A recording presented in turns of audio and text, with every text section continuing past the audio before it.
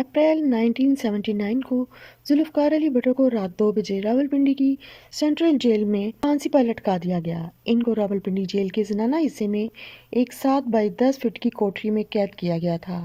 بھٹو کو ایک پلنگ، گدا، چھوٹی سی میز اور ایک شیلف دی گئی تھی۔ بغل میں ایک چھوٹی سی کوٹری تھی جہاں ان کے لیے ایک قیدی کھانا بناتا تھا۔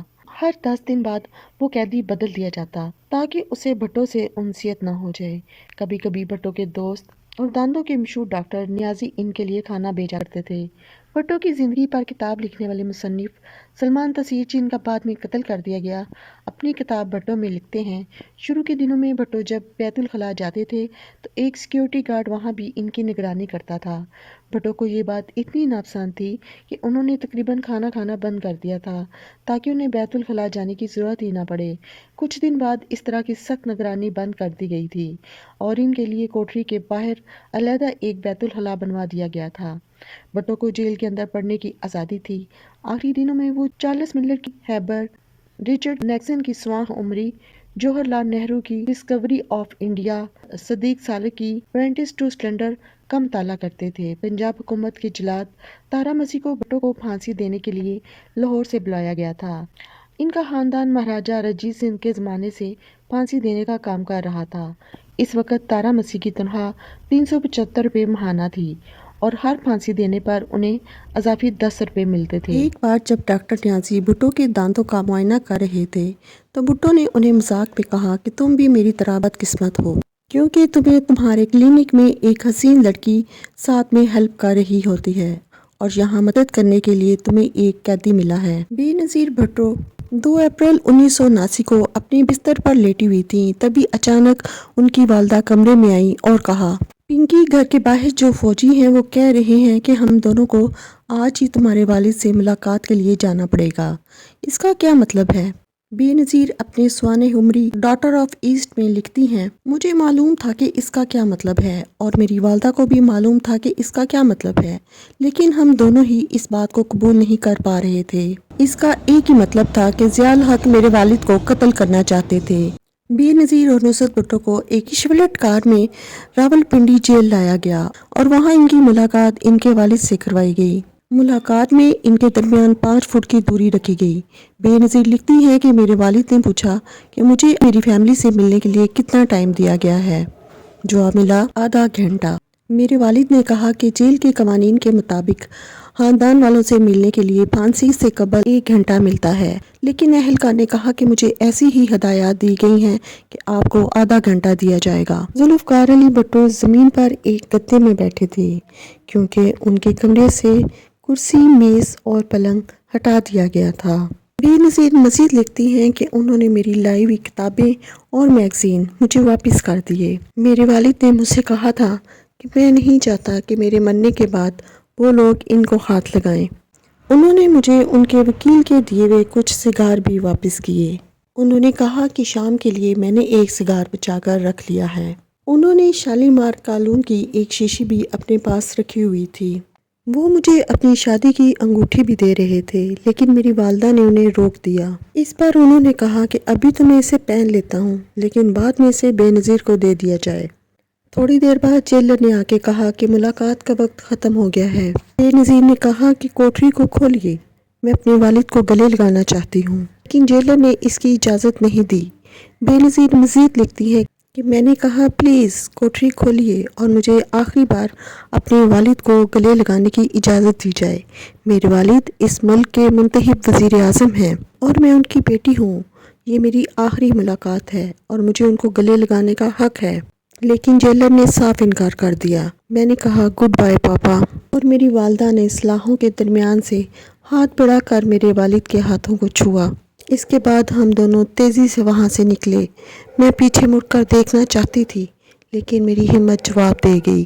جیل سپرنٹنڈنٹ یار محمد نے انہیں کالا وارنٹ پڑھ کے سنایا، جسے انہوں نے چپ چاپ سنا۔ بھٹو نے کوٹری کے باہر کھڑے گارڈ کو بلایا اور ڈپٹی سپرنٹنڈنٹ کو کہا کہ مرنے کے بعد میری گھڑی اس کو دے دی جائے۔ سپریم کورٹ کی جانب سے بھٹو کی رحم دلی کی اپیل مسترد کر دیے جانے کے بعد ان کا ریزر اس لیے واپس لے لیا گیا تھا کہ کہیں وہ اس سے خودکشی نہ کر لیں۔